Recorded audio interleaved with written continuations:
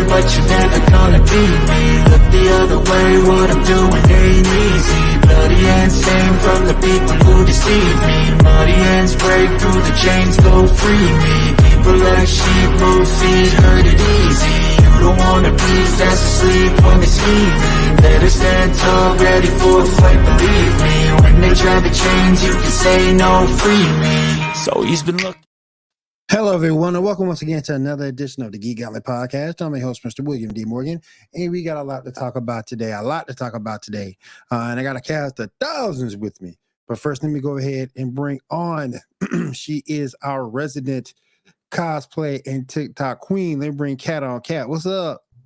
What's going on, William? How's it going? Chilling. Next up, I got my anime buddy back with me, and that's in the saddle tonight. Bring my girl Janae on. Janae, what's up? Nothing much. How about you guys? Doing pretty good. Hanging in there. Good to have you back. Thank you. Next up, she is our female resident streamer. Bring my girl Diamond in. Diamond, what's up? What's up, everyone? Hey, Diamond. What up, What's up, Diamond? Diamond? What's going on? I tried to catch the last part of your stream today. Aww. I tried to catch it. Yeah, I saw you wrong. I tried to catch it, but right when I got on, you cut it. I said, dang, I missed it. Well, she is a ninja. Yes, she is. Exactly. Yes, she is. And last but certainly not least, bring on our comic book expert. He is Tyler. Tyler, what's up, man? What's going on? What's up? What up? Oh, you know, What it's up, another man? night for the gauntlet. The power. Actually, we have a nice formation here. We could just be like, power, Triceratops, or something. Here we go. The whole formation. It's all right here. I mean, come on. We got our What up, dude. Ando? We got Ando in the chat. Ando, what's up, man? Thanks for being in the chat. Appreciate you as always. All right, let's go ahead and get this show started. We got a lot to talk about. Let's go ahead and get started with everything.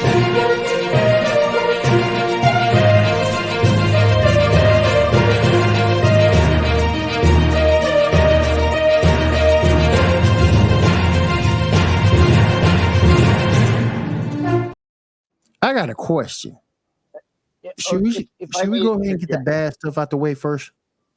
Oh, I was gonna say, should we put spoiler just ahead because that's gonna happen tonight? I mean, I used to have that. I don't have it anymore, but it's all good. Okay. It's The bad what's stuff. expected from us anyway. So, Yeah, you no, know. that's fair. yeah. All right. So let's And go ahead in and get 1 started hour, it'll with be the- after dark. You know what I mean? Yeah. Oh yeah. For sure. Let's go ahead and get the bad stuff out the way real quick. Let me see if I can find it here. He did put it on a rundown. I thought he did. I could be wrong. Oh yeah. The worst news ever. Velma season 2 starting April 24th. See, this is what happens when fanboys hate watch. That's Y'all what I hate was- watch it, and That's see what I was just- telling Matt. yeah, just to see just how bad it was, so you could hate on Velma season 1. Y'all watched it so much they gave it a season 2. Yeah, I'm I still didn't. trying to I didn't figure- even watch it, and I've heard it. I heard it's bad. No, I didn't watch it either. I was like, no. Like, I saw the Horrible. trailer and I'm like, no, this is trash. I'm not watching it. Yeah. And I stuck to my guns on that. Yeah, But same. I didn't obviously, watch too it. many other people were just like, oh, it's terrible. And everyone likes a train wreck. Two things I refuse to do: eat at Denny's and watch any of Velma. I mean, those are two interesting things to stand by. But I mean, I guess you don't want that grand slam. Nah, I don't. I really don't. Denny's got a bad rep, and Willem want nothing to do with them. But Well, but you yeah, got Waffle House is okay. You really need Waffle House Denny's? is okay. now Waffle. I don't think we need Denny's.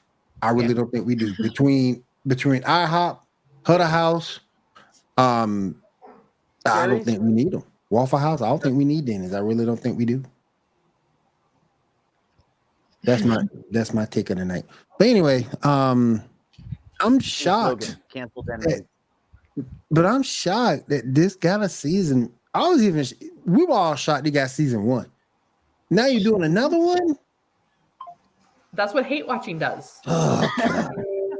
Listen, So all you fanboys out there that like to hate watch, do me a favor. We need you to tune into the Geek Gauntlet and hate watch us some.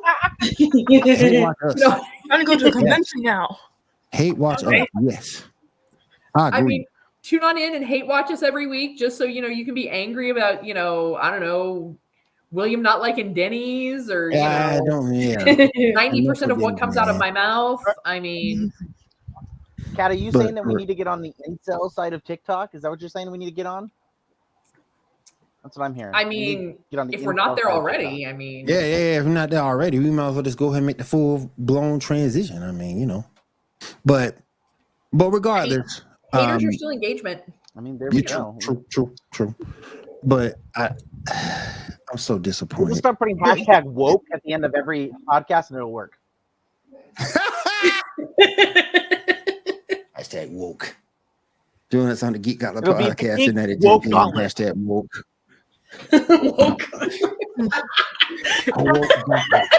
So we have That'll woke happen later gauntlet when and we talk gauntlet about after X97. Like, Here's the thing: if we named ourselves the Woke Gauntlet, we'd be on Fox News in 3 weeks. I promise you that. Oh yeah, we will be. Cat's gonna go over. Out there. That's what's gonna be on Sean Hannity in 3 weeks. Cat going, ah! got Handy and goes, Oh man, I agree. let me Though. lock I this thing really in place. agree. There we go. I really There we go. agree. Okay. But think we could. I forgot who came up with that stupid take. I think someone said back in the. I gotta look it up. I saw it on TYT. I saw it on TYT like a year ago. Someone said Superman or Cap was woke or something like that, and got major press off of it. I got to find that. I got to find that video. I got to find it. And I definitely will repost it because that's crazy to me. That's crazy. But anyway, that's the bad news. Very bad news. But the good news, and yeah, it's weird to me because I never played the games, but I watched the first 2 episodes of Fallout today, and it was just super weird. Okay, it's because you haven't Oh my played the game. gosh. Every time you turn around, there's a gun or a saw or somebody's leg getting cut off and putting on a metal foot, or you got to cut off my head so you don't have to carry me across the desert. You got a That cowboy. tracks. You got a cowboy with no nose out there just killing folk. I mean, bruh, it's just weird. Just getting ready for the wasteland. Damn. So here's the thing. The reason it's weird to you is because you haven't played the games. No, I haven't. Mm-mm. Yeah. If you played I the don't even think games, that. It's this weird is in general. all like part of the lore. Mhm. It's not even so. I've only touched the games, and that's barely. I don't consider myself played because I've played less than 3 hours worth of gaming in Fallout. That's the whole point. It's the concept. It's supposed to be odd. It's supposed to be this weird, goofy Western. It's supposed to be this grotesque wasteland. It's supposed to be this weird, futuristic version from the 50s idea mentality. Like, Well, so with that, it's an alternate universe. It's an alternate reality. Based off- where yeah. basically like the microprocessor never came to be. Mhm. So we all got stuck in like that 1950s mentality Right. because we never were able to progress. Yep. And we did. so like if you've played the game, like a lot of the things you're seeing in the game, in the show, track to the game. It's But just if you've super never weird. played the games, then I could definitely see how it wouldn't make sense to you. Yeah, it's just super weird. I'm gonna say this show was made in the idea that you don't need to know the games, and I think they do relatively Right. decent Like job. it's still enjoyable. Like you don't have to like have played the game to get all the references. Well, it's not based But- off of any exact vault either. None of this. None of the Yeah. none of the ones that we've encountered in the games. But Correct. with that being said, though, things like bottle caps being currency. Yeah. That was weird too. Well, you also have to keep in mind though, they only had one soda manufacturer, and that was Nuka-Cola. So it's Nuka-Cola caps. Gotcha. So it's not like in our modern day where there's like 5 million soda companies and they all have plastic caps that would have melted by now. Right. This is Some man still sure like is. like Some man think sure is. They Coca-Cola got all this. plastic. They got all this so-called futuristic tech, but it don't look like they've tied into space exploration yet. Like I said, the concept that they were going for here is what they thought in the 50s what the future would look like, and it's that retro 50s future vibe. And that's really, if you look at all of the architecture we see, that's what the aesthetic was supposed to be. Notice that, yeah.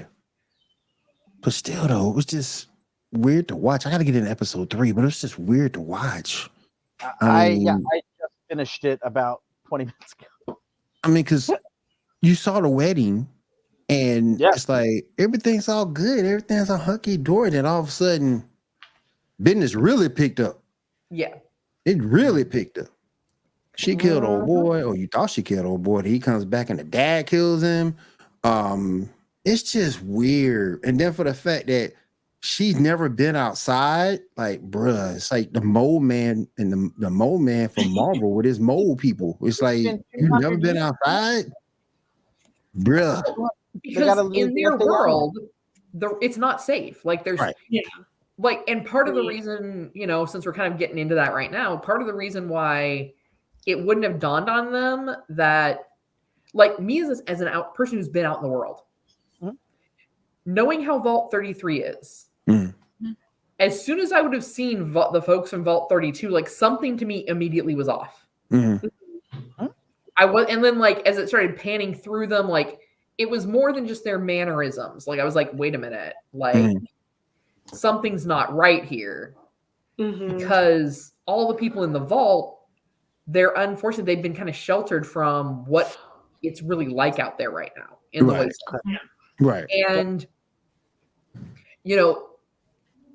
they don't know how many people survived. But they do know that, I mean, obviously there's going to be not that many resources, especially ones that aren't contaminated. Right. So to everyone in the vault, like, the outside world, like above ground, must just be absolute and total chaos. But at the same time, they have all had to have, like, combat training of, like, well, what happens if somehow raiders get into your vault? Right. Yeah. So that's why everyone there was able to take up arms pretty much and be like, defend the vault. Well, that's why they have an armory. Yeah. Yeah. Saw that. My husband's like, are we having a red wedding situation? I'm like, I think so. It feels very much that way. Nothing can beat the beauty of the red wedding. True. It was just so weird. But, like I said, I'm going to get in episode 3 into trying to get into it, trying to learn it. Because, like I said, I never played a Fallout game. So we'll see how it goes. I think there's a sale on Steam right now if you're bored. Actually, I think... Oh, sorry, go ahead. Oh, I don't know if anybody else noticed the brother, but the brother's from Hannah Montana. He played Rico, and it made me laugh. I'm sorry. I just had to point that out. I was like, he didn't get any taller. Well, Janae, you recognize who her dad is, right? Oh yeah, he's a Yakima alum, of course. Oh yeah. Yep. I recognize the dad. I didn't recognize the little boy. I'm glad Janae did, because I never watched Hannah Montana. Even with my daughter, I never watched it. Well, and like I know she's the sister. Like, she just reminded me. Man? Welcome to the stream. With the doe eyes and everything, she just reminded me of Zoe Deschanel, even though I know she's not. Right. Oh, see, got my man Mo in the chat. Mo, what's up? Welcome to the stream, bro. What's her face? Wasn't Progressive, was it? Who was the girl that was going to be Squirrel Girl? Oh, foo, I don't know. I'm still mad we never got that. I'm still mad we never got that, by the way. I'm going to have to look for that. Squirrel Girl would have been amazing. It would have been amazing. Depending on who was making it, it could have been amazing. Yeah. That's right. I thought it would have been cool. I mean, if Sony gets their hands on it, I mean.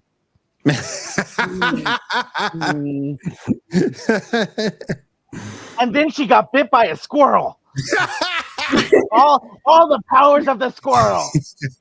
Watch Sony write this down. Like, write this down, quick. Right over, he's like, get someone on the air, write it down. Right over at the squirrel. Hey, I was disappointed that I didn't get any superpowers after the eclipse. So. Damn. Well, it's because you didn't go out and buy any exotic plants. She didn't. She didn't. Dang, I missed my chance. Oh my goodness. In cloud cover, you know. All right. We've had sunny all week except for that one day, and we had cloud cover. It's like great, the perfect day to have cloud cover. Thank you.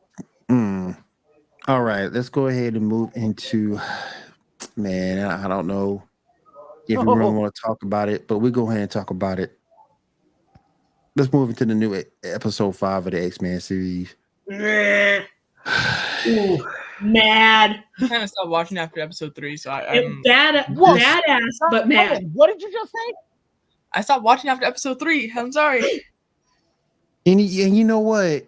But I do want to say this. I am so upset right now, and I thought I would never say this. I'm so upset with her. You're indecisive. And pardon me for cussing. You're indecisive ass. The hell you figure you want to go to Magneto, then you change your mind, want to go back to Gambit, and then all of a sudden, but Jean, her best friend, and Gina Ho. Thank you. But then she tells Gambit, I can't feel you. So then she decides to go to Magneto. Then she breaks it with Magneto. Then old boy dies. I can't feel you. You just said you couldn't feel him in the first place. Yep. Well, the thing though, I mean, and really, you know, other than like the ending that we're all going to get to here in a bit, I think really what this episode kind of went to go show is that X-Men is still more relevant than ever. Facts. Yeah. If you really look at, you know, because like we've discussed it before, you know, when people are like, oh, X-Men are woke, like back it up, because obviously you've never ever read an X-Men comic. This is all how they've always been. Yep.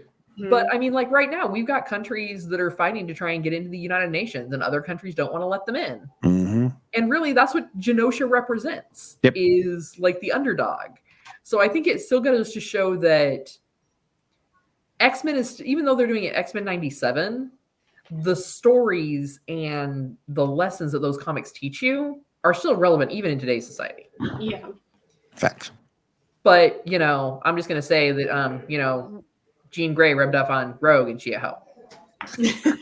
Data Ho Patrol. Well, here's a couple things I'm going to say with that. One, before I tie into what I want to say, I'm going to tie into what you were saying. I wrote down, I love the line that Magneto delivers at the ball. And that is when he's confronted by the United Nations representative from America and that woman who's like kind of give him a hard time for like him being elected as the leader of Genosha. And she gives him the line, you know, because he's like, hey, you know, you'll respect, I'm sure you'll respect our nation's ability to self-govern like you do with all United Nations countries. And she goes, sure, but most other nations don't allow terrorists to be their leader. And he delivers right away, yet so many allow their leaders to be terrorists. I'm like, oh, like right back at you. Oh, Yep. That's some writing right there. Oh yeah. It is. It really is. But it was cool to see some of the help. I was about to say it was cool to see some of the Hellfire Club members though. Yeah. That was cool. No, I can understand why it feels like Rogue is appearing kind of hoish here. Because no, here's the thing. As much I love this episode. I think it's the best episode so far. However, they basically did the start and the end of the Genosha era, which is like so many comic books. They're like, hey, let's take a stretch of like probably 50 so comics and just shove them into this 28-minute long episode. And like in those 50 stretched out comics, there is the storyline of Rogue going over to Magneto for a bit, and then there's her coming back to Gambit. So like it seems bad because it's wish-washy because it's in the moment, but it is supposed to be essentially a very long term, like it's over a long span of time. And so it's just like, it comes off badly in that moment. But it's like, and because of Magneto having the ability to just be able to do whatever the fuck he wants to do with magnetism, apparently, it gives him the ability to be able to touch Rogue. And so, Rogue makes that connection because, like, this dude took her in. This dude is clearly, she has daddy issues. So this is, that daddy issue for her. And 3, she can touch him. So it checks all the boxes where Gambit's just like the bad boy that she hasn't been able to touch. Yeah. and now she gets neither. This is true. Yeah, I mean, she can still touch them. They're dead. She can touch them all that she wants. They're dead now. Yeah. Well, no, can we also get to the other elephant in the room? Yeah, right there. No, the other elephant in the room with this episode is Jean calling out Scott. Yes. I'm like, hold up, girl. Like, you've been juggling him and Wolverine for decades. Yep. And you're gonna be upset because at least like Mr. Sinister like slaps Wolverine. him that at least looks like you. Yeah, she gets Wolverine, but then like the episode when she came back, she's like, "You really feel this way about me, Logan?" Yes. Where were you? He's been wanting you forever. So Scott just about went full fascist in that moment. Like, it's crazy. Scott was just like, "Yeah, I should kill all you humans because all of you suck." What the hell? I was like, oh, let me get the popcorn. I was like, I thought I watched Dune last week for the fascism. I didn't know I was watching it this week too. I didn't know when the twink was going to become the fascist. That's all over again.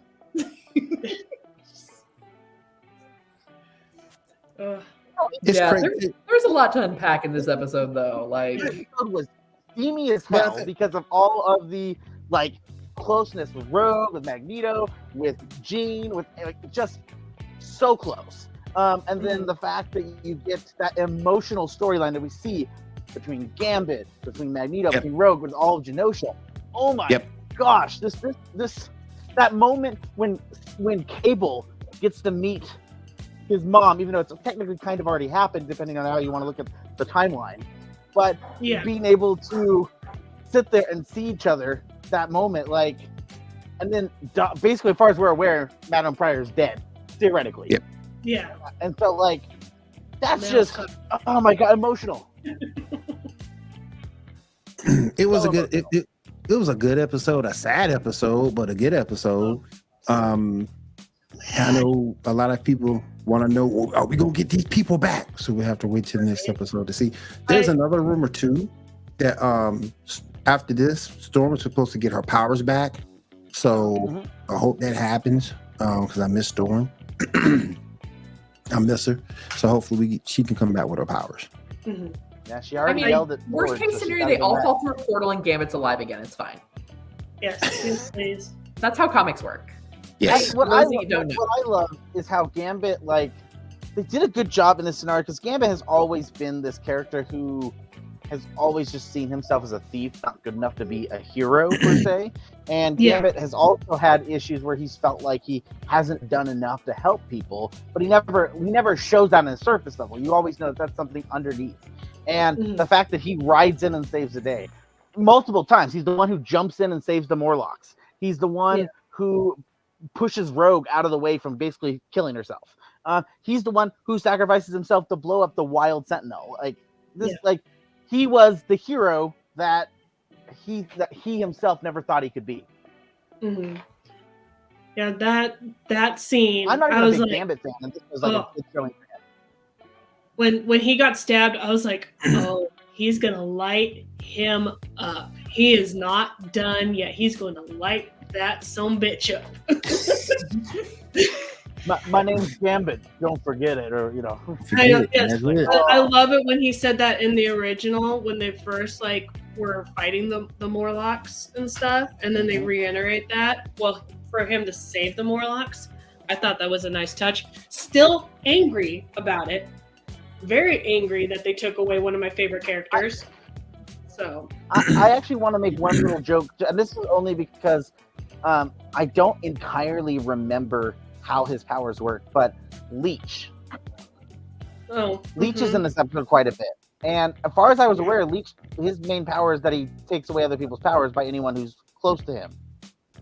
In his close proximity. He's standing next to he's standing next to a lot of well, apparently Magneto's immune to it. I was like, Magneto's just holding on to him. Again, power of magnetism. Power of magnetism. It's either because that's totally how magnetism works. It's either that, or maybe Leech isn't truly in control of his powers. I don't know. That's a good point, though, Tyler. Well, That's a the good thing point. is, in the comics, I remember that there was an issue. God, I don't know if you guys know. There's a character. I forget what his call sign was, but is it Mr. Forget Me Not? I think it was. I don't know if you're familiar with that mutant character. Mm-hmm. He's a character that apparently whatever his mutant power is simply the fact that the second he's not in your visual, you forget him. You forget he exists. So he's the and when they well, here's the That'd be a cool power. He's the silence. You mean the silence? The silence. That's the silence. Yeah. Yeah. But what That would have sucks been is a cool in his power. I used that with both my ex-wives. well, in his comic book run, what's sad is we actually see that he was an original member of the X-Men, but because he keeps getting forgotten, he's never ever seen or shown ever.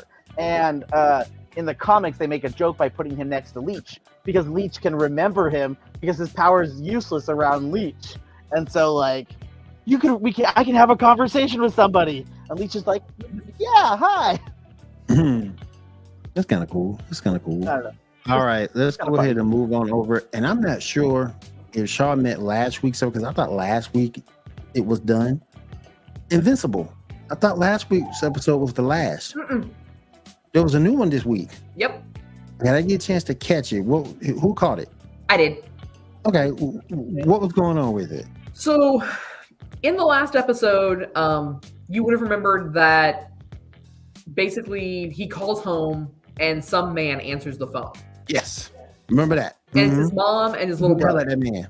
Yeah. Unless I missed last week's episode. So, Mark, of course, goes home to find out what's going on. And he actually has to face off against this guy who keeps sending him through portal after portal after portal. I remember that. Yep. That's a cool power. And so in the process of this, like, you know, he's like, just leave them be. Like, if you want to fight me, fight me. And so basically this guy keeps sending him through portals to try and tire him out and age him. To try and make the fight a fair fight. Right. Dang. So through all of this, finally, Invincible ends up pulling him through a portal with him. And the fight ensues, and Invincible, he lets go. Like, we all know, I think we all know that just based upon his father, he's holding back. Mm-hmm.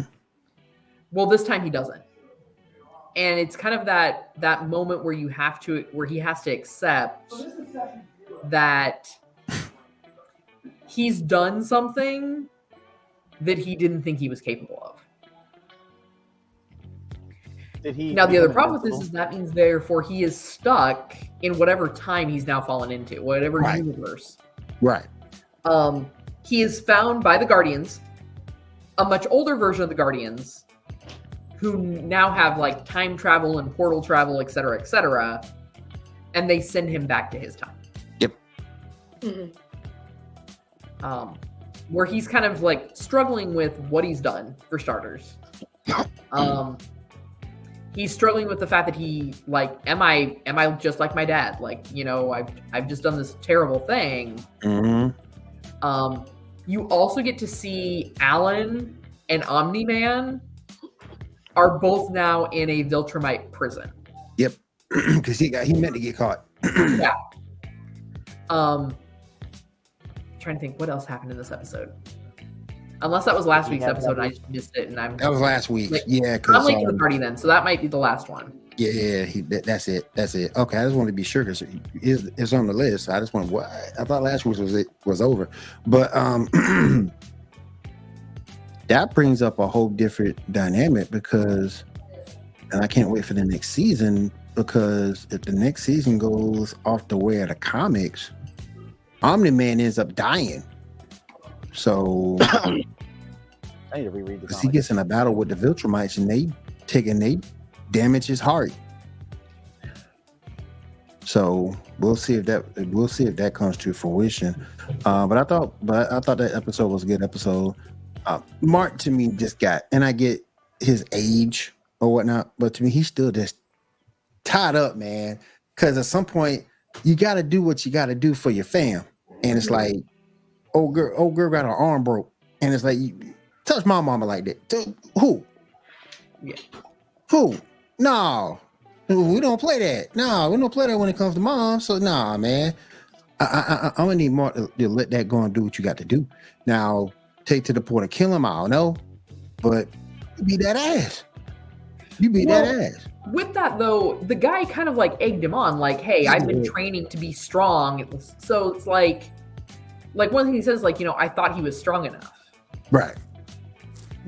And let's face it. I mean, it's kind of like the situation that unfortunately, like a lot of people have to deal with on a regular basis, or law enforcement deals with it. Of if someone's pulling out something that looks like a weapon, you don't have time to figure out is that really a threat? Like you have to act on that. You gotta act on that. So Mark acted on the information this guy's giving him, that he has worn Mark down, that he has conditioned himself to be as strong as Invincible. Yep. So hey, why am I holding back if this guy can take it? He just let loose on old boy. Yeah. He let loose on old boy. But yeah. But I love this season though. I really love this season of Invincible. You got a lot out of it than I thought we weren't gonna see. He finally broke up with that girlfriend of his. Gosh, she's aggravating, man. Oh my god, She's worse than Iris. Some toxic type shit going on right there. Toxic stuff. I don't know if I Mark. I don't know if I can do this anymore, Mark. I don't know. You knew what he was when you got with him. Mm-hmm. Come on now. Oh, you found out, rather. Let me say that. You found out. And you still chose to stay. Yeah. That's a conscious decision. Hopefully next season we can just get rid of her. Just get rid of her. Because we know who he's supposed to be with anyway. He's supposed to be with Adam and Eve. So we already know that. So we need to go ahead and make that happen. All right, let's go ahead and move into Star Trek Discovery. Who watched it? What happened? Oh, both of y'all watched it. Cool. What happened on Star Trek Discovery? So with Discovery this week, they were brought into, they were basically in dock, getting repairs, doing, routine maintenance stuff. And then they were called out on basically like a Black Ops mission because they needed to recover an artifact that if it gets into the wrong hands, basically gives that particular, whoever gets that basically would have full control of the universe. So it's too dangerous to let it get out. And it's on a Romulan vessel that has been floating in this area of space that is not really well explored, and it's in a debris field, if I remember correctly.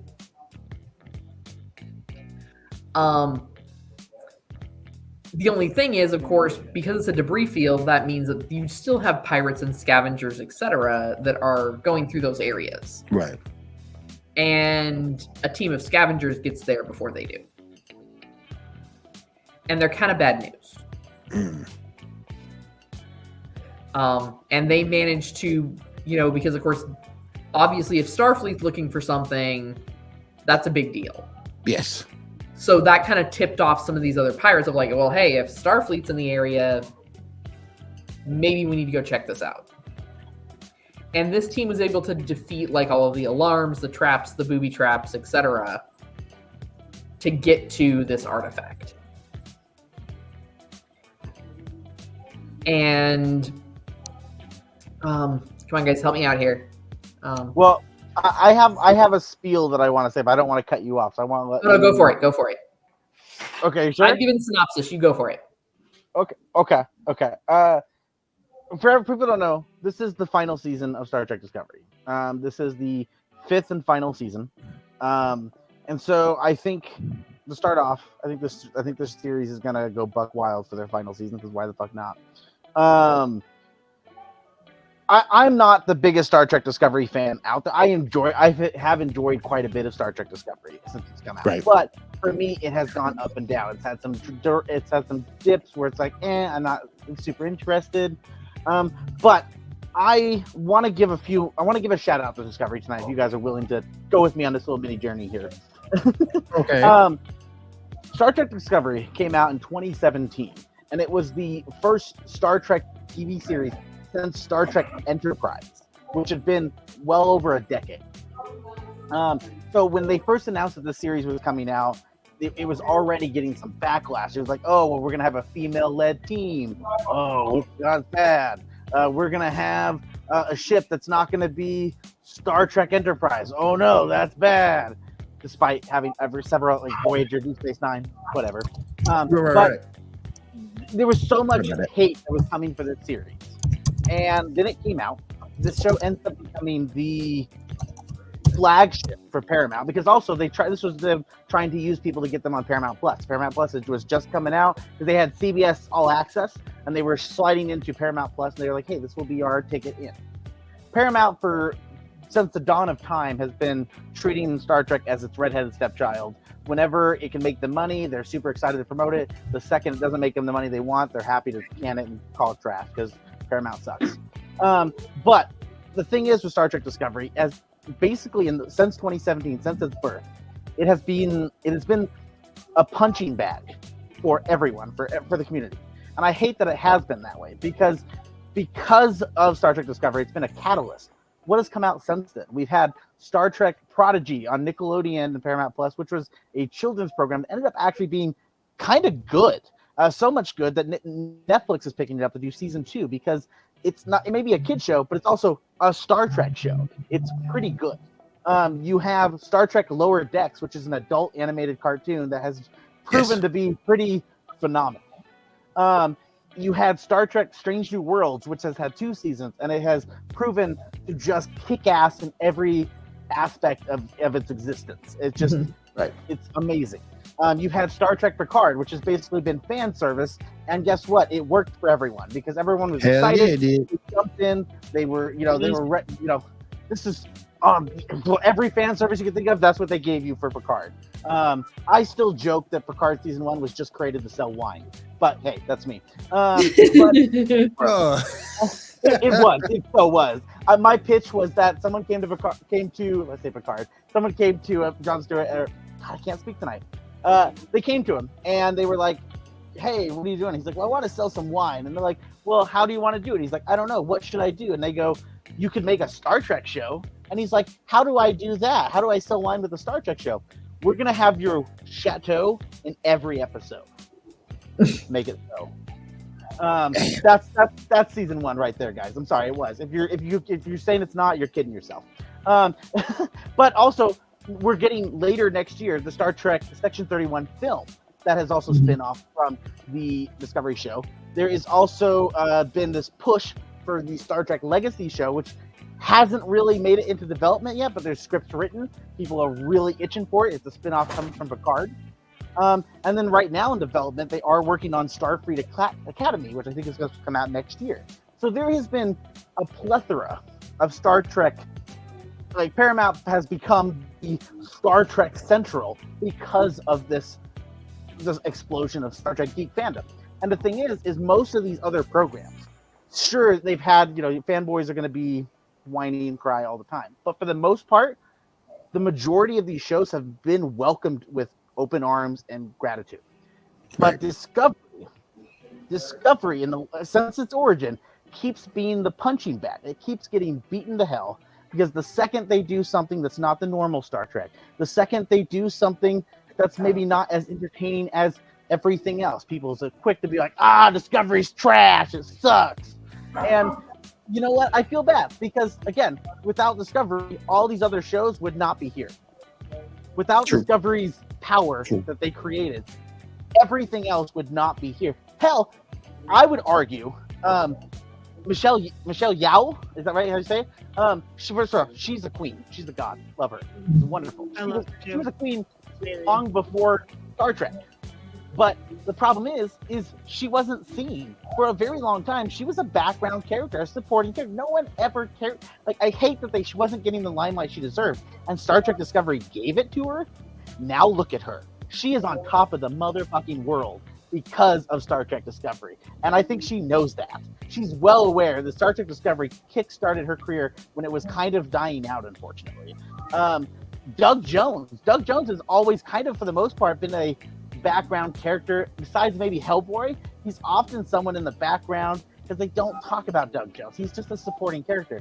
Doug Jones is a limelight character in the Discovery series, and this has been phenomenal showing for him, proving that he's not just a background actor, but he is a full-fledged talented actor. But they did prove you need to keep him in monster makeup. I mean, there's that, Yes. but you know. I actually got to meet Doug Jones. He came to Yakima years ago. But human Saru was terrifying looking. I was like, no, go back to regular Saru. Fair enough. I mean, there's just Discovery is something magical, and whether you like it or not, it deserves some respect. And this season, we are 3 episodes in the final season, the beginning of the end. And like I said, yes, there is the arc for this season is that a power source tying back to Next Generation, the Regenitors had a power source that basically the Regenitors, how they believed or how they talk about them in Discovery is that, hey, back in time, you know, we would have called these people gods because they had the power to create and take life. They controlled the universe. And so we are going to, Discovery's going to tie themselves into Next Generation because everybody loves Next Generation. And also it's the final season. So why not go for it? Just go for it.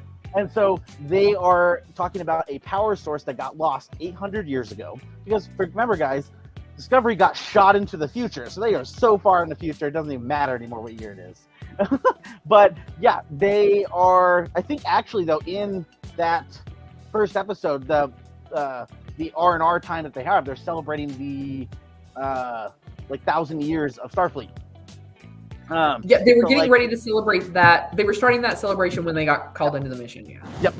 And so, like I said, a Romulan ship went missing 800 years ago, carrying some top secret. Who knows what is it? But they have to go find it. So they are launched into this mission. They go up against some raiders who are going after places. I will say, I was so excited to see the return of what's his face? Is it I forget. Why am I? His name, Callum. Let me see here. Callum Keith Rennie, who's playing Captain Rayner. Okay. I don't know. He's been an actor for a while, and he's done plenty of wonderful projects. My first introduction to him was in Battlestar Galactica when he was one of the Cylons. This guy belongs in sci-fi. He belongs in a spaceship in space in a cool, dramatic, action-packed sci-fi. This is an amazing actor, guys. And the fact that I got to see him come back, and it looks like he's going to be a main character this whole season. I am in love with that. Like, this is a great actor to be doing that too. Like, I don't know if anyone watched Battlestar Galactica when they did all that stuff back then. Great actor. But he's gonna join the team. We're gonna see this team try to, again, go after this power source. It looks like it's gonna be a scavenger hunt this season because the power source has been hidden because they don't want to leave one power source in a place where someone can easily find it. They know that power source is so incredibly powerful that anyone finds it could, again, control the universe essentially. So it is a key of clues spread out all over the cosmos, and this is their lovely scavenger hunt as they try to track down this key to the code to the universe. And I think this is going to be a ride unlike any other.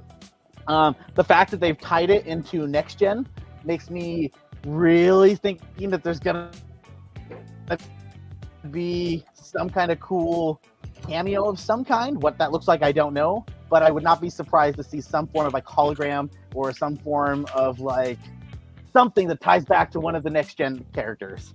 Either way, this is going to be a buck wild season. I think it's a season people should give it a go. If you haven't watched Discovery, jump in. You don't really need to know that much about anything if you haven't watched any of the last 4 seasons. Jump into season 5 and give it a try. See if you like it. If you love it, then you can go back and watch the rest of the series. It's a show that's worth watching. It's a show that, yes, has ups and downs. It's a show that's been a punching bag, but it's a show that has inspired so many other Star Trek shows. It's a show that Paramount really should be kissing its feet, because Paramount, again, treats Star Trek like a redheaded stepchild, and they shove it under the stairs whenever it's not making them the money they think it needs to be making. And really, you guys got to go love it. Go love some Star Trek. If you like good sci-fi, if you like some fun stuff, go watch it. It's a lot of fun. So that is my spiel. Thank you for this TED Talk of Star Trek. Yes. TED Talk. Yes. And sticking on the Star Wars news, Star Wars Strange New Worlds got renewed, but Lord Ditch to end with season 5. Star Trek Strange New Worlds? Star Trek? Yeah, you said Star Wars. I'm sorry, Star Trek Strange New World. Forgive me. That got the renewed. Like, what did he say? Hold on. Hold on. Cancel. Cancel culture. We're starting the hate watch. Cancel culture. Please forgive me, folks. Please forgive me, folks. We're already grabbing. How dare he say that? I already get the pitchforks ready to go at me. I need a bodyguard when I go to work tomorrow. Type it. I got this. I'm gonna type this.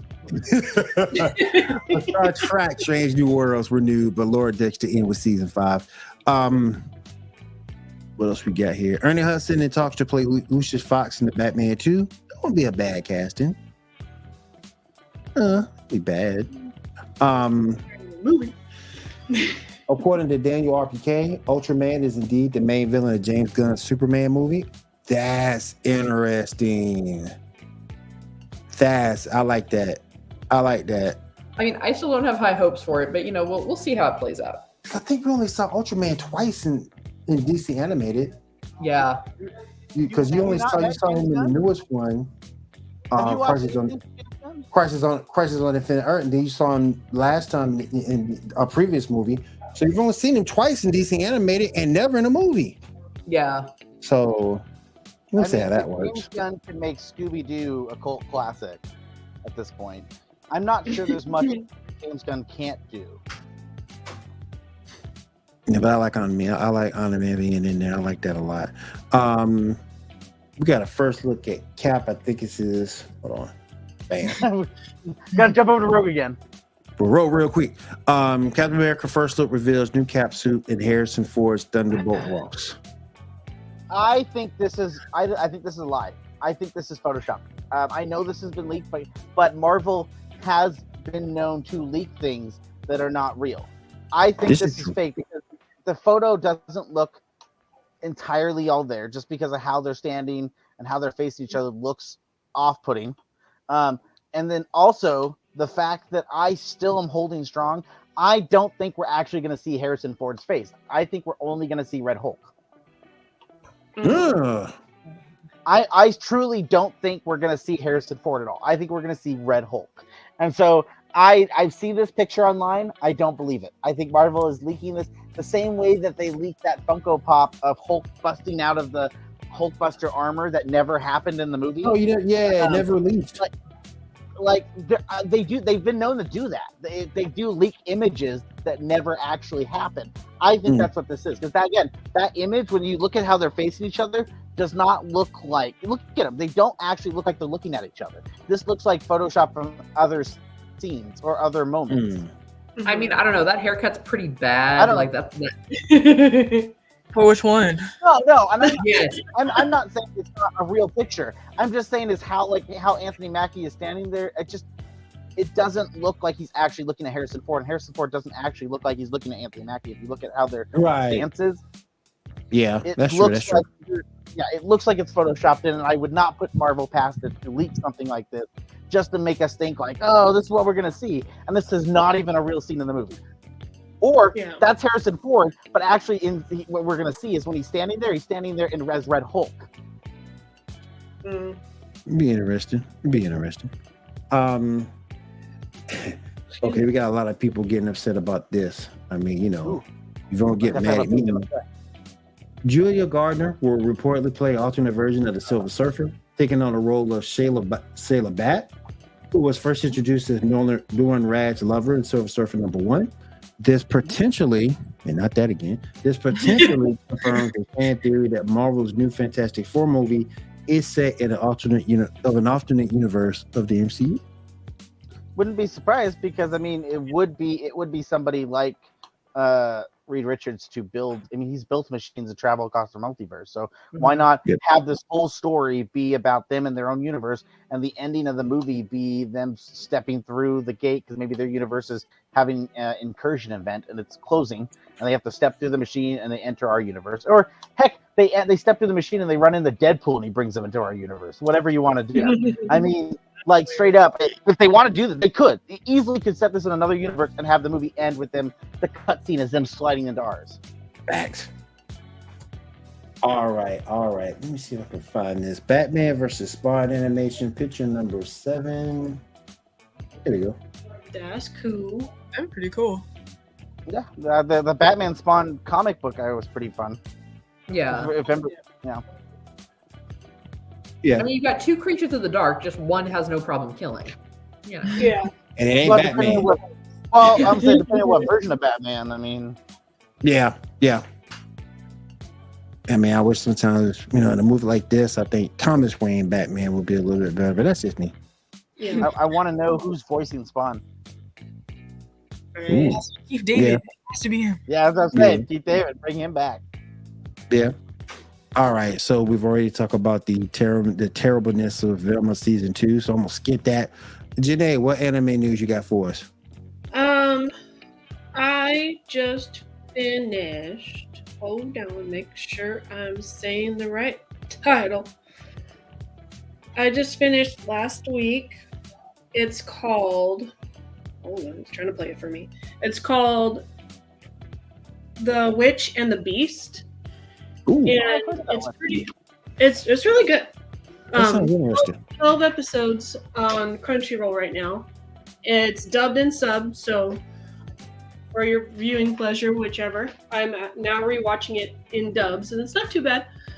But it's what's going on is there's these 2 people that are traveling around the different countries and stuff, trying to get witches and capture them and bring them back to this magical division, because these witches are descendants of like 4 or 5 like original witches, and most of the time the witches themselves are causing chaos and mayhem and stuff like that, and they're trying to capture them to keep the rest of the people safe.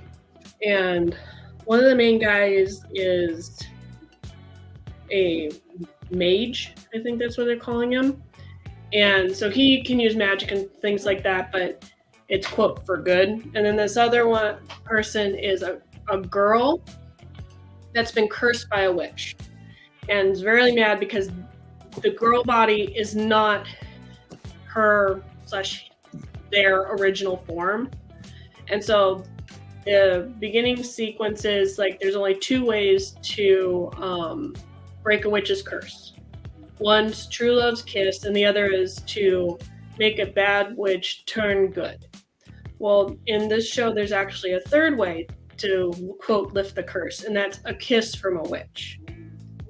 But it only lasts. What you look like? Yeah. So the girl, ugly witch. the girl kisses a witch, and they carry around this giant ass coffin thing. Wait a minute. Hold on. Whoa. Back up. Let me stop you real quick. Yep. A girl kisses the witch? Yeah, the girl that travels with the mage kisses the witch because she's cursed by the witch. Okay. And so her curse drops. She faints, and her real body, which is more like this monster man thing, busts out, and it's like the witch's natural enemy, and it's this big ass monster guy, and then he basically beats up the witch to capture them. And so they're going throughout different parts of the country because they're trying to find the witch that whatever. It's so weird. It's kind of like like weirdness. Yeah. But like he's trying to find the witch that, and he's just trying to. What? Yeah, it's cool, but it's weird. It sounds like Alice in Wonderland type stuff. So it's like this sounds like a bad porn idea. So when the curse is lifted, this big beast comes out from the witch? No, it comes out of this giant coffin that they carry around. So his original body is in this giant coffin that they carry around. And so the girl kisses the witch. That body is basically just a vessel, so his subconscious goes back into his real body, busts out of the coffin, and beats the hell out of the witch, kind of a thing. But you can only use it once per witch, so like he can't just like carry around like the same witch that he's kissed, like to break his curse for like a little bit. So what I'm trying to find out, how is this supposed to be good? The animation's really good and the storyline's interesting. I mean, I'm very intrigued by this whole thing. Not because of girl on girl. I'm trying to figure out, Janae, and I'm gonna have to watch it because now you got me curious. How the hell does lifting the curse be any good for anybody? I mean, because you got a witch in a human body. The girl kisses the witch. The human body basically dies, and then goes to the body in the coffin of a monster. Yeah. That kills the witch. That kills the girl. I'm assuming the original witch that cursed this monster made that human body for the monster. I don't think like it was like he was like that to begin with. Human form. What's the name of this movie again? This anime again? It's called. Hold on. The Witch and the Beast. Oh, we finna watch this. You got me curious now. We finna watch this. I really enjoyed it. It's an interesting aspect because some of the witches are shocked because they're like, oh, you're trying to break your curse. There's only two ways, and there's no way that the witch who gave you this curse is going to break it so easily. And they're like, oh, so you must not know that there's a third way, and it's like kind of a thing. But it's not like I got to see what this monster. I got to see what this monster look like. And I'm kind of like, I'm thinking to myself here, like, if I'm a monster and I get cursed into a human body, I'm just gonna run around shooting people. Like, in his human body form, he's kind of strong, and his body's like not completely like he gets hurt and stuff, but he can keep going, kind of a thing. But like the mage will have to heal him and stuff. But he wants to be back in his original body. He's mad that he let a witch get close to him to get cursed like that. But like you don't like the very last episode is like the very last two episodes are the episodes where it goes back in time to show where the mage met the girl that was carrying around the coffin, trying to find the witch, the original witch that had cursed. So, I got to watch this. There are different witches and stuff. This sounds pretty intriguing. Yeah, I got to watch this. That's why I'm watching it. Because normally in anime, you got a road to redemption in the story. And it's like I gotta find out what the road to redemption is in this. Well, the mage is just so that you can get girls kissing girls in anime, right? It's not in a sexual way. It's kind of like Ranma, where he gets hit by the water, and he just doesn't want to be doused by cold water to turn into a girl, and so he tries to find warm water to be a man again. It's kind of like that. It's just like there's no like. That kind of thing at all. What? You guys have never heard of Ranma 1/2? It's a good anime. Yeah. It's really good. It's really good. It's a good manga anime. It's old school, yeah, but I wouldn't brought it up.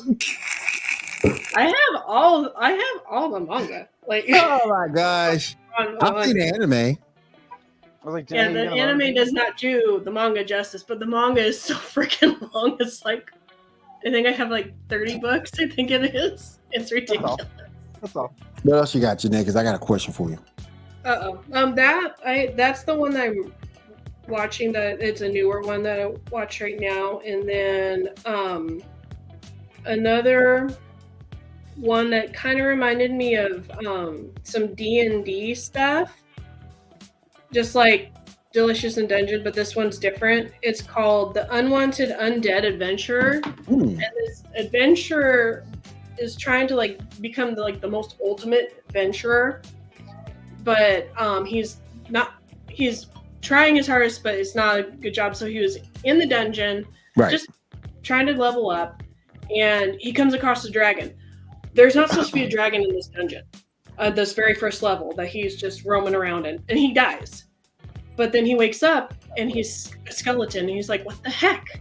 And so he's, throughout this series, only on episode 12, he's trying to revert back to being human, and so he's becoming an adventurer and stuff like that, and teaching like other people. But like it just reminds me of like D&D and like different people trying to level up and be their better selves and stuff. So it's pretty interesting so far. But there's some fan service in that one. I mean, in D&D, you're not always trying to be your better self. Yeah, sure. Yeah. That's true. That's true. It's always about the work crimes you do along the way. Exactly. Right? Yep. All right, my question for you, my question for you, Janae, is this. Okay. And feel free for the rest of you guys to chime in. I'm on TikTok a lot, and big fan of King Lion. You know what I'm talking about, Tyler. And something came across to him that he brought up on a video. Someone told him that the closest anime to perfection would be One Piece. And I'm not trying to knock old boy's hustle. If that's your opinion, that's your opinion. You're entitled to it. The question I want to ask you, Janae, if you had to pick an anime that's close to perfection, which would you choose? Well, not One Piece. I know what Tyler said. I know what Tyler said. He hit me up in the comments when they did video on this. I know what Tyler said. I didn't say mine was perfect because what's perfect, right? I just said I'm not saying perfect. I'm just saying perfect. Well, I just watched a while back, and it's a podcast with the Anime Man and his friends, and they were talking about Mao, which is my anime list, and like everybody's top like that has always been on Mao has been Full Metal Alchemist. Brotherhood has been always the top, and like what was it that knocked it down? I can't remember which one knocked it down, but they knocked it down for a while, and we were like, whoa. But like, I go back to watching Full Metal Alchemist Brotherhood more, but I don't know if that's because of nostalgia, but it's way better than the original Full Metal Alchemist. But perfection? The closest to it. There's no anime that's perfect because all anime has its issues regardless. But the closest that you can think of, mine is Yu Yu Hakusho. I think Tyler, you said SAO when you commented on my TikTok. Well, yeah, in the video, I think someone had said what anime when he was trying to talk about perfect. I think at one point he said, "What's the anime that you find yourself you can always keep rewatching and it never gets old for you?" It's just, and I was like, "Well, that's SAO for me, easy," because I've watched SAO.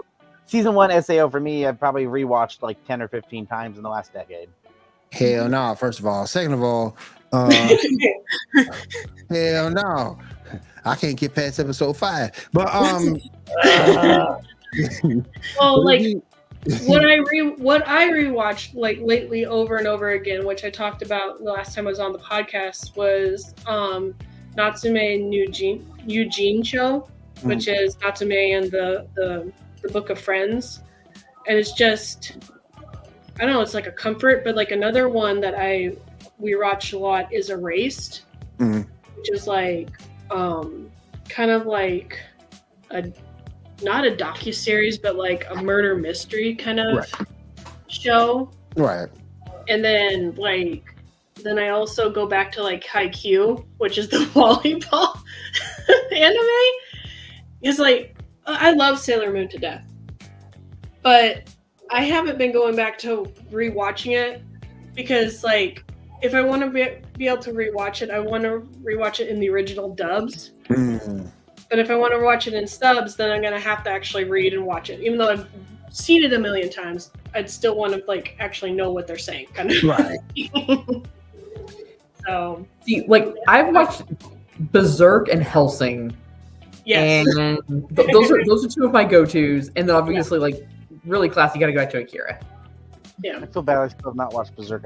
I've been told I would love Berserk. Berserk's awesome. I've heard, I don't know. Everyone tells me Berserk would be great, that I would love Berserk. Berserk's awesome. You will love Berserk. I've watched the original Berserk. I have not watched the new one because, I didn't watch the new one for a reason.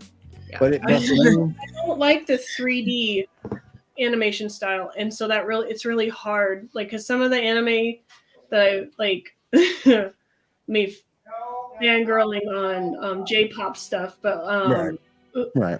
To know Prince Sama was really good, except the last season when they started doing 3D crap when they were doing the dancing and the singing scenes. It's like, oh no. For me, like I say, if I got to pick two, if I got to pick two, it's Yu Yu Hakusho and Cowboy Bebop. Mm-hmm. Cowboy Bebop, yeah. If I got to pick two, that would be my two loved go-to. Sword Art, Witchblade, Claymore. Claymore's I love Claymore too. Claymore's underrated. See, I got into Claymore, and I was told because I loved Claymore that I would like Berserk. Then they didn't watch the original; they watched the new one. I love Berserk is awesome. Berserk is awesome now. I love Berserk. I think my perfect one would probably, or sort of perfect, would be like Evangelion. Yeah. It was like multiple parts. Like, I feel on that. See, that's when I have a hard time recommending to people because it's so weird. Because it's like, how do you tell people, hey, you should watch this anime? What's it about?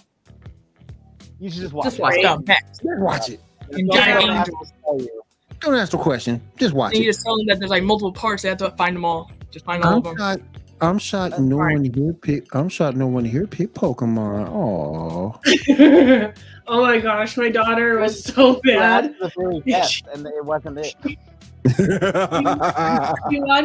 She finished the new series. I have not finished it yet, but she finished the new series before me.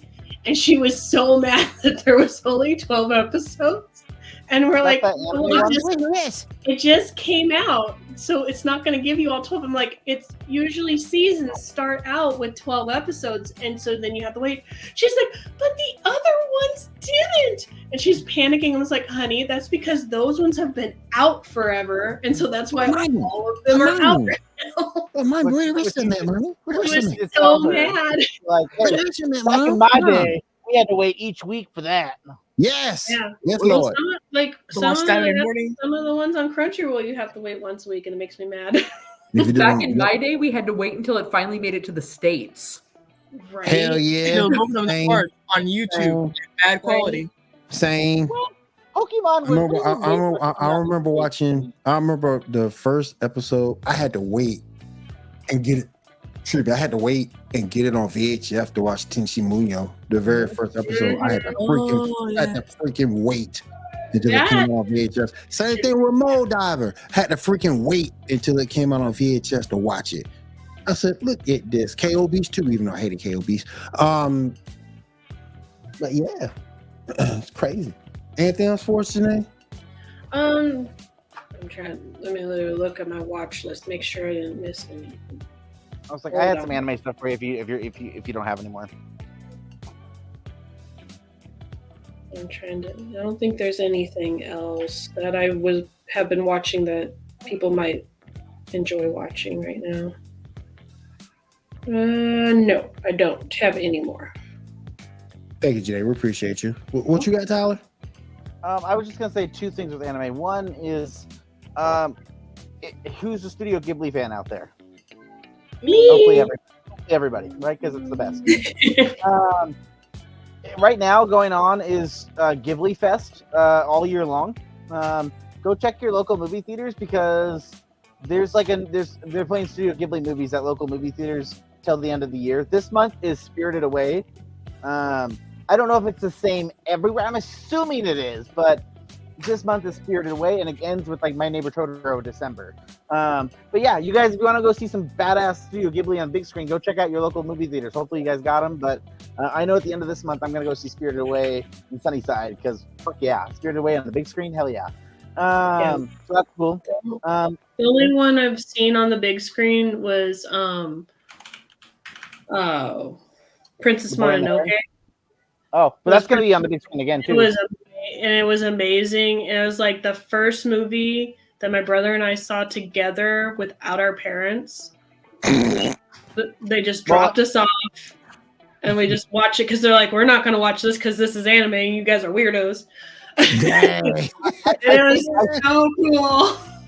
I think in May, I think May is Nausicaa and the Valley of the Wind.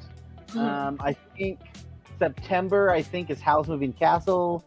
Nice. I think October is Kiki's Delivery Service. So like, go get your Ghibli on, right? The other anime stuff I was gonna say, I don't know if anyone watched on Hulu, but the first episode of Go Go Loser Rangers came out on Hulu. It is an anime. I don't know if anyone's heard of it. I've heard of it. I haven't watched it because I've been watching Sandland. It's not dubbed yet. It's only in subtitles, so gotta deal with it. It's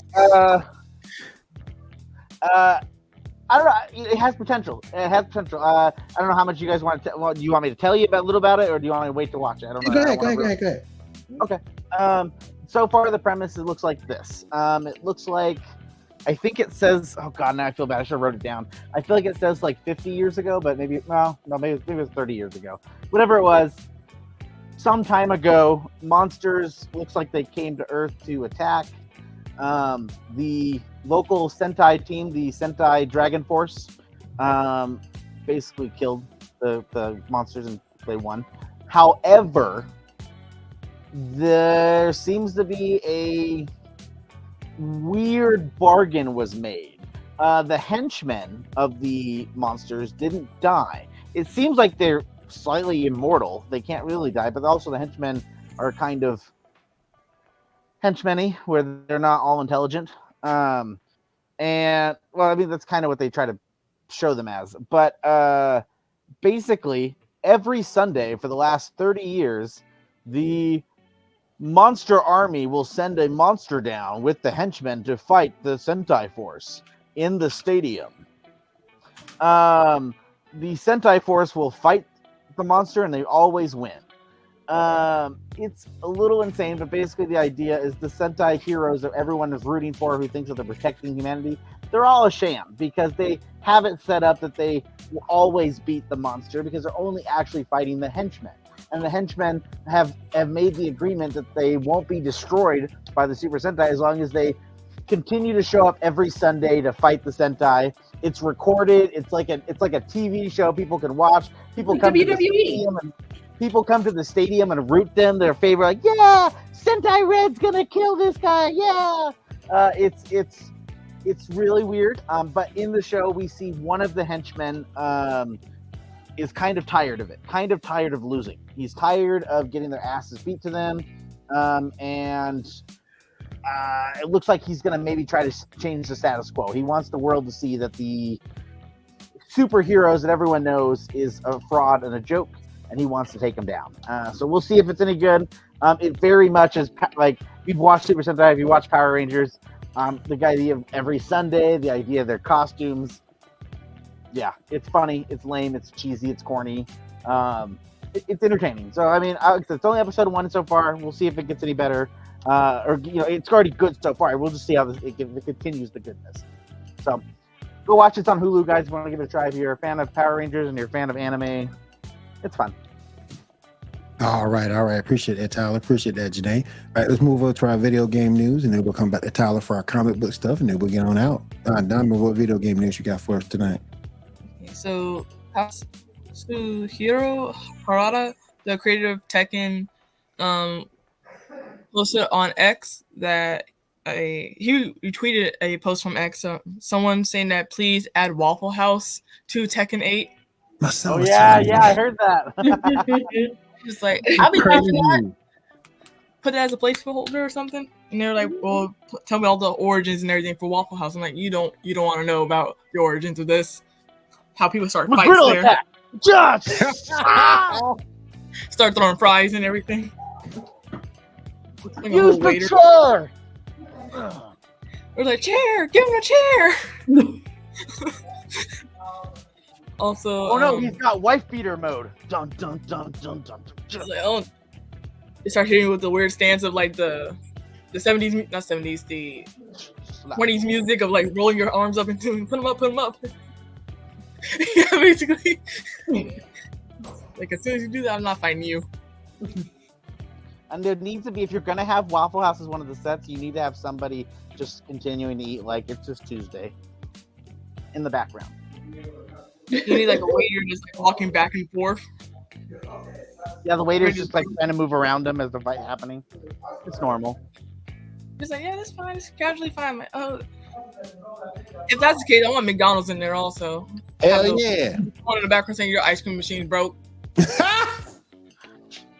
I want someone to take fry baskets and be like, final move. Burn. It's been fried. Just a ice cream machine. Also, ass kicked. Yes. Also, The Witcher 4 is not Witcher 3 in new clothes, devs say. It says it aims to break new ground and stand apart from the games that came before it. So it's Witcher 4, Miley's boyfriend returns? Basically. Witcher it's like, 4, the next generation. Sell it. Next generation. They're going to get the Witcher a race car. He's going to be like, yeah! Okay, and Saber Interactive CEO says Knights of the Old Republic remake is going is alive and well. Making an elusive project announced in 2021, the long-awaited remake has changed hands multiple times, seemingly stopped development and restarting again, and after 6 years of development, has yet to manifest. But it says that the CEO is saying that the project is alive and well, but you change hands so many times, so it's like, I don't think it's thriving now. You got some code for it. I mean, I guess that's a plus. Like, I just hope it doesn't get the Duke Nukem Forever treatment. Oh yeah. Being in development hell for like 10 years and it just comes out as a crappy game. But yeah, that's all I got so far. All right, cool. Thank you for that. Appreciate that. All right, Tyler, you got a few things you want to go over. Go right ahead.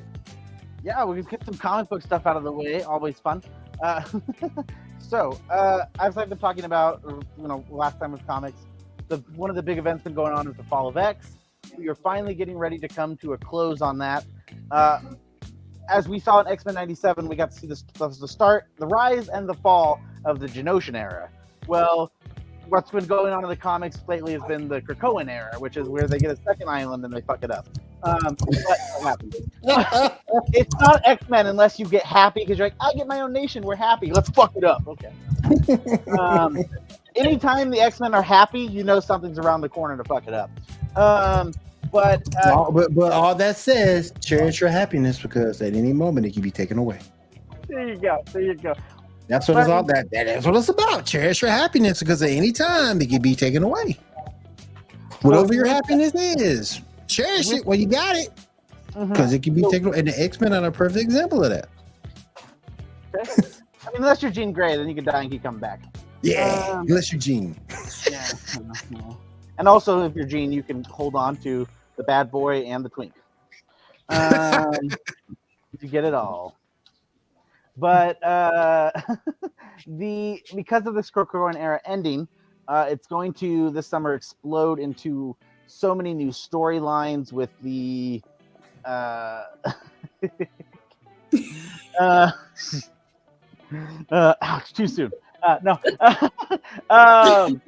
Way too soon, sir. There's going to be a bunch of different comic storylines, and so we have a couple images I sent. Let me see which ones I'm to pull up first here. So we got. Let's go ahead and bring up that first one that has the X-Men, the three different X. This one, yes. So this is going to be the three kind of main titles that are going to be going. We're going to have X-Men, which is going to have Scott is going to be leading a charge in Alaska for mutant rights. He's going to be leading his own team. We're going to have on the left side here, Uncanny X-Men. Rogue is going to be leading a team, and they're going to be in NY, kind of defending the rights of mutants and defending humanity, despite humanity being a bunch of douchebags. We're going to have on the right-hand side here, we're going to have Kitty. We're going to have her kind of not wanting to lead a team, but because she has taken on the responsibility of these misfits, she's going to lead this team in Chicago. And these will be the 3 prime teams. The next one should have a picture of issue 1 of X-Men, which shows the new kind of style Scott, which is similar to this image, but if you want to go to the next image of that. Kind of cool. It's an interesting dynamic there. You got a pretty interesting team to start off X-Men there. Plus, that dynamic is definitely looking like they're trying to make Scott look a little younger, trying to make him look a little. I don't know what they're trying to go for, but I guess maybe cooler in quotation marks there. The next image shows the Uncanny X-Men team a little closer. That kind of shows off their little interesting team. That's going to be more classical stuff that people will definitely know and love. Should be fun. The next image should be, so there's going to be a couple spin-offs. This is going to be one of them. I don't know how many issues, but NYX, Miss Marvel is going to be leading her own team in, looks like, New York. So that could be interesting. I'm guessing just a bunch of Teenage Mutant people that are just going to go do some shit. It's interesting seeing X-23 there, knowing that she's been aged in the comics. So I don't know if she's going to be de-aged back to teen. I don't know. We'll see. We have the X-Force going on next. This looks like a just over the top team that could be interesting. They look kind of cool though. It's very going for the red theme. I'm surprised it's not called X-Red, but that's going to be going. We have the next slide with the Phoenix. Cool. This is going to be another side storyline. I'm not sure where it's going to go, but Jean is going to be, since she's not going to be in Alaska doing her shit, she's going to be doing her own thing for a bit. So we'll see kind of where that trails off to. I know I have the next slide of the X-35. So X-35, just to give you guys an idea, this is X-Men 35 coming out here soon. This will be the 700th issue of the Uncanny X-Men universe. Wow. Think about 700 issues since the start of Uncanny X-Men. That's crazy. And so this is the 35th X-Men of this line, but it's the 700th issue since the dawn as they started the Uncanny X-Men. So this will be kind of a celebration issue. I believe it's coming out in May or June, somewhere around the time. But I bet you you're going to see a lot of cool cameos to classic X-Men. I bet you're going to see a lot of cool paying homage to a lot of the classical storylines. So this would be an issue that I think everyone should be excited to go read. And then the last issue just kind of goes over a little more of what we were talking about at the bottom. There's some other pictures, X-Factor, Storm, Wolverine. They also are going to get their own little side storylines. But it's gonna be an explosive new thing. So the X-Men are just gonna be something new now. So prepare for a whole new start. Prepare for this. They're going a whole new direction of what the X-Men need to be. And I think that's something. If you're a fan of the X-Men, well, guess what? You're gonna have crack for the next couple of years. I mean, really, that's what it is. The only other comic book news, I didn't send an image for it, but if you guys are Spawn fans, Spawn has recently blown up into a bunch of different side comic books going on. I'm only reading one of them because there's too many of them that I'm not going to. But I actually got super excited. I picked up Rat City. Rat City Volume 1. If you are a fan of the 90s 2099 era style art, this is kind of a really cool, because it straight up looks like something that was written in the 90s with that 2099 vibe.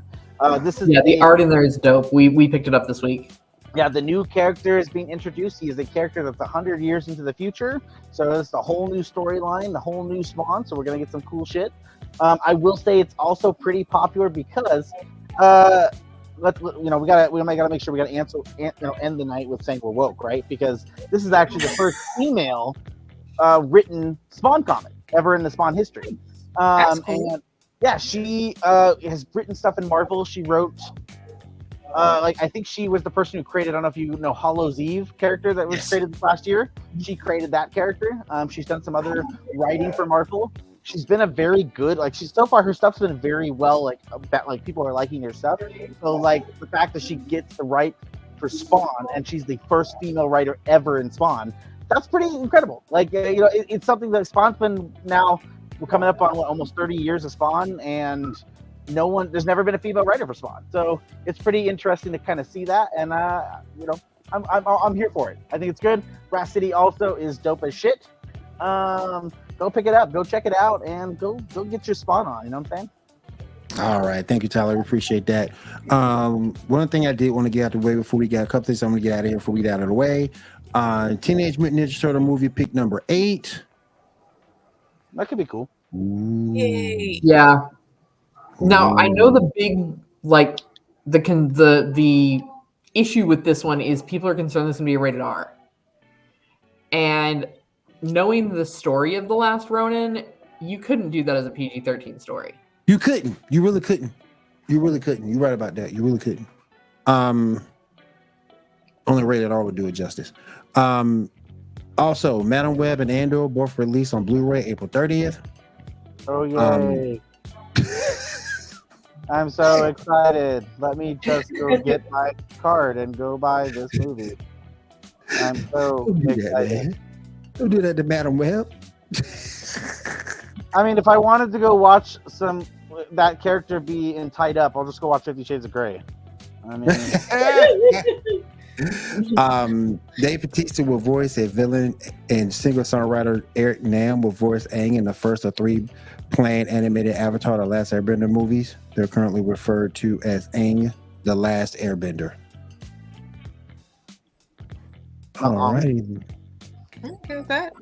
And last but not least, we will finish up. The Matrix 5 is moving forward with a new writer at the helm, with the Wachowski sisters neither writing nor directing the installment. Okay. Yeah. I think they said though that they've read the script and that they said that they liked it. Like I think they gave like their blessing, from what I understood. Okay, cool. Do we really need? We don't need a Matrix 5 now. Okay, here's the thing. If we want to shit talk this, all I'm going to jokingly say is, did we need 11, 12 Fast and Furious movies? We didn't. But you know what? Never watched any of them, so I'm good. And I will say right now, I feel like this is kind of like Final Destination. Right. No, Final Destination's bad. Never seen those either. Another one. Did you not see The Matrix Refunded? I mean, Reloaded. I fell asleep. It wasn't that bad. It really wasn't. Like, I love the meta take that they did on it. Like, that whole idea of like, we're going back to the Matrix. Like, that whole meta vibe on the whole concept was making me laugh the whole time. And also, it may not be the best Matrix movie in this, because it's not. But that trailer where it's playing Jefferson Airplane's White Rabbit. That trailer slaps. It kicks ass hard. but I'm just like, all back to Alice in Wonderland, which is back in the first movie Tied. It's like, so good. There we go. I'm just kind of like, do we really need a 5th one? You know, I'm okay. I'm Keanu Reeves. I'm here for it. More Keanu Reeves, sure. Go ahead. Just take my money. Keanu Reeves. There's so many other things I'd rather see Keanu Reeves do, though. You know, Berserker for Netflix. Okay, you'll get that soon. Exactly. Like, that'd be cool. But here's the that'd be cool to see. That'd be really cool. That'd be really cool to see. The golden god of just good boys. Because I don't know if you remember, but when they were filming Matrix 3, he took he fought to get everyone, all the camera crew, everyone to get a pay bump. Like, here's the thing. I bet you if he's going to continue doing this, he's probably going to be coming to the table, especially with the power he has now. He's going to be like, I want my whole crew to be making some good money. And so I'm here for that. I'm here for that. Go ahead. Like, if it's bad, then it's bad. But guess what? So far, Matrix hasn't delivered a bad movie yet. They've delivered... It was not as good as the others, but you know what? The last one was questionable. Like, I can watch out of the 4 Matrix movies were out there, not including the animation stuff. Out of the 4 Matrix movies, like, I can still watch them. Like, I don't necessarily go to them, but I can still watch them and not be like, man, that sucks. I can watch them with them on free TV. I'm just saying, you gotta pay for it. There's movies that I know that I've watched once, and I'm like, I will never watch that again, ever. Like ever. There's a movie I saw in theaters like a decade ago, and to this day, I know that I hated the movie, but I don't even know what the movie was about. I just remember hating it. And it was Vin Diesel. What it was about, y'all? No, it was Babylon AD. Does anyone remember that Babylon AD? Mm-hmm. I went to the theater and I was like, did I pay money for this? But I was glad that it was over because the torture's done. Thank you. You felt like I did when I went. You felt like I did when I went to go see the Eternal. So I was like, did I really spend money on this shit? I haven't seen Babylon AD since I saw it in theaters 10 years ago, or actually 10 plus years ago. I don't even know why I hate the movie so much because I don't remember what it was about. But I knew it was bad. Right. None of us do. Yeah. And that's a bad movie. So, like, here's the thing. If it's out of the 4 movies, I can still watch it and be okay with it. Like, I'm not going to be like, I'm never watching that movie again. No, I'd watch it again. All right, you guys. Saying about that for Avatar 2, Weight of Water, and then for the live action Lion King, I was like, I can't believe I didn't even spend money on it. I got it for free because I was working theater. I was like, why? Who watched this? All right, you guys. Doctor did when I had my son. I'm not even joking. Hey. Here's the thing. Any of those Disney live actions have only succeeded because in Jon Favreau we trust. Right. He has the ability to make anything he touched gold, apparently. And that motherfucker needs to stop touching everything. Because, fuck, dude. Like, I have not watched The Jungle Book because I know he directed it. And I know I'm going to fucking like it. And I don't want him to like it because I didn't give a shit about Jungle Book growing up. It wasn't one of my go-tos ever. I don't want to watch it and be like, no, damn it, I don't want to watch it. Isn't it a good thing he's touching the movies and not people? I mean, that's a plus for Hollywood right now. He's touching a lot of people with those movies. Trust me there. Yeah. Not physically, anyway. that we're aware of. Give it 10 years and there'll be some scandal. Oh yeah, God. There's some documentary that comes out that just crumbles. No, this is what's gonna happen. Like, that'll happen and be like, and Geek Gauntlet said it first. Yeah. Download forever. I mean, Favreau, Kevin Feige may be Marvel, but really, who was Marvel? Jon Favreau kicked off Iron Man, guys. So fuck y'all. He kicked off the MCU. He's basically kicked off. He did The Mandalorian. He kicked off what really is what Star Wars is right now. He has been doing those live action Disney movies, and Disney has been there's money here, yes. And they haven't been good. He did Elf. He did Elf, guys, which Elf is a modern day movie that has now become a Christmas classic because of him. Like, Favreau, anything he touches again is just liquid gold. So we're living in a Favreau world and we just have to deal with it.